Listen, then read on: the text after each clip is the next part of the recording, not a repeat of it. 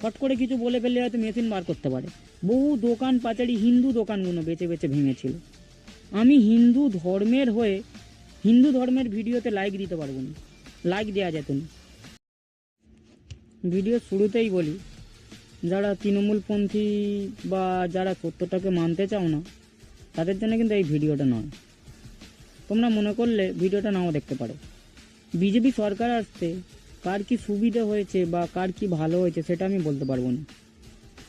আমি আমার যখন তৃণমূল সরকার ছিল আমি আমার অসুবিধার কথাগুলো বলছি, বা মানুষ আমার চোখের সামনে যেসব অসুবিধা হয়েছে মানুষের, আমার চোখের সামনে মানুষের যে ক্ষতিগুলো হয়েছে সেগুলো তোমাদের সঙ্গে কিছু কিছু আমি শেয়ার করতে পারি।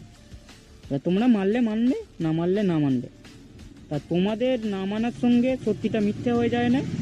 এখন এই যে আমি কথাটা বলতে পারছি, ফ্রিডম অফ স্পিচ বা আমার বাক স্বাধীনতা তখন কিন্তু ছিল না। আমার 145 নম্বর সাতগেছিয়া বিধানসভা, আমার সাতগেছিয়া বিধানসভা, আমার পাশেই আছে ফলতা বিধানসভা। মানুষ সোশ্যাল মিডিয়ায় কোনো ভিডিও দেখছে, কোনো একটা ধরো হিন্দু ধর্মের কোনো অনুষ্ঠান হচ্ছে বা রামনবমীর কোনো অনুষ্ঠান হচ্ছে বা বিজেপির কোনো একটা নেতার কোনো বক্তৃতা দিয়েছে বা হিন্দু ধর্মের সনাতন ধর্মের কোনো একটা ভিডিও ছেড়েছে বা জয় শ্রীরাম গানটা চলছে বা এরকম টাইপের কোনো ভিডিওয় লাইক দেওয়া যেত না। লাইক দিলেই বাড়িতে থ্রেড চলে আসতো, কোনো কমেন্ট করা যেত না, খালি বাড়িতে কিন্তু থ্রেড চলে আসতো।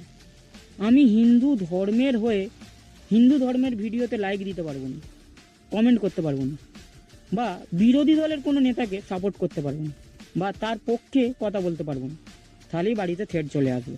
এই যে আজ আমি এই কথাগুলো বলছি, এটা যদি এই রেজাল্টটা উল্টো হতো বা বিজেপি সরকার না আসতো, আমি এই কথাটা বলতে পারতাম না।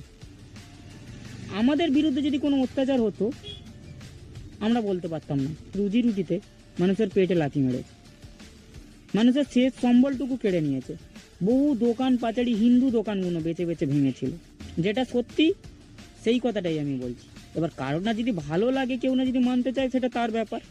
আমি একটা দোকান চালাই, একটা হোমড়া চোমড়া লোক এলে তার সঙ্গে আমাকে সমীহ হয়ে কথা বলতে হতো। মানে সে হয়তো দাদা হতে পারে, ফট করে কিছু বলে ফেললে হয়তো মেশিন বার করতে পারে বা আমার ব্যবসাটাকেও বন্ধ করে দিতে পারে। এই ভয়ে ভয়ে সারাক্ষণ থাকে।